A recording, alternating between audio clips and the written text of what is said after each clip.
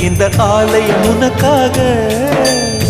வானில் ஒரு புயல் மழை வந்தால் அழகே என்னை எங்கனம் காப்பாய். கண்ணே உன்னை என் கண்ணில் வைத்து இமைகள் எனும் கதவுகள் அடைப்பேன். சத்தியமாகுமா? நான் சத்தியம் செய்யவா? தொடு தொடவெனவே வானவில் என்னை தூரத்தில் அழைக்கின்ற நேரம்.